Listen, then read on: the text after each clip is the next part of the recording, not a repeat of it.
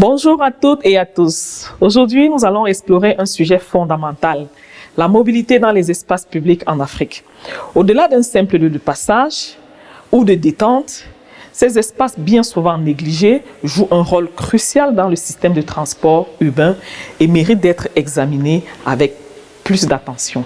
Dans nos villes, l'espace public est bien plus qu'un simple lieu de passage. C'est un théâtre au quotidien, où se jouent des pratiques de mobilité variées entre motos, taxis, piétons, marchands ambulants et même des personnes vulnérables. Mais comment lire ces espaces au prisme de la mobilité? Quel enjeu se cache derrière ces circulations? Et surtout, comment penser l'accessibilité de toutes et de tous? Observer la mobilité, c'est observer les corps en mouvement, les trajectoires, les détours et les hésitations. Observer la mobilité urbaine dans un espace public, c'est observer l'infrastructure et l'offre de services disponibles. Chaque mode de déplacement, que ce soit à pied, à vélo, en fauteuil roulant ou en voiture, révèle d'une lecture différente de l'espace. Mais cette mobilité n'est pas neutre. Elle est traversée par les rapports de pouvoir, de genre, d'âge et de capacité physique. Un enfant, par exemple, ne se déplace pas comme un adulte. Une femme ne circule pas toujours avec le même sentiment de sécurité qu'un homme. Une personne avec un handicap lit les trottoirs, les escaliers, les creux et les bosses de façon différente. Cette lecture influence les flux de circulation et le choix de modes de déplacement.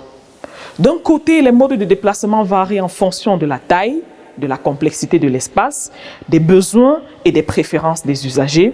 Et de l'autre côté, les flux de circulation peuvent varier en fonction de la localisation de l'espace. Au centre-ville, ces flux sont liés au déplacement vers les lieux de travail, vers les commerces et les services. Dans un parc public, les principaux flux peuvent être liés au déplacement pour la récréation. Ces flux de déplacement rencontrent parfois dans ces espaces des activités de diverses natures, créant parfois des points de congestion et de conflit. Ces points de conflit dans les espaces publics sont liés à la densité de la circulation piétonnière ou véhiculaire, aux intersections ou aux croisements, aux obstacles physiques tels que les escaliers pour les personnes à mobilité réduite, des trottoirs non existants ou étroits, et des activités qui attirent des foules. Ces conflits causent parfois de nombreux accidents et une étude de l'Organisation mondiale de la santé a montré que les piétons représentent environ 30% des décès liés à la circulation routière en Afrique. Pour mieux comprendre les enjeux de mobilité dans les espaces publics, il faut adopter une lecture sensible, orientée vers des réflexions qui atténuent les conflits. Se demander qui peut circuler librement et qui ne peut pas. Identifier des barrières physiques, trottoirs non adaptés, absence de signalisation, mais aussi des barrières sociales, harcèlement, insécurité et stigmates. Observer les rythmes, qui bouge plus vite, qui ralentit, qui attend et pourquoi. Écouter les récits d'usage. Que disent les femmes sur leur trajet nocturne? Que disent les personnes âgées sur le passage piéton absent ou sur des bancs publics absents? Une approche participative qui met l'homme au centre de la réflexion. L'aménagement de l'espace public peut influencer les déplacements et les interactions des personnes de différentes manières. Les trottoirs et les pistes cyclables peuvent faciliter les déplacements à pied ou à moto. Les bancs et les espaces de repos peuvent encourager les interactions sociales. Les éclairages et les signalisations peuvent améliorer la circulation et la visibilité.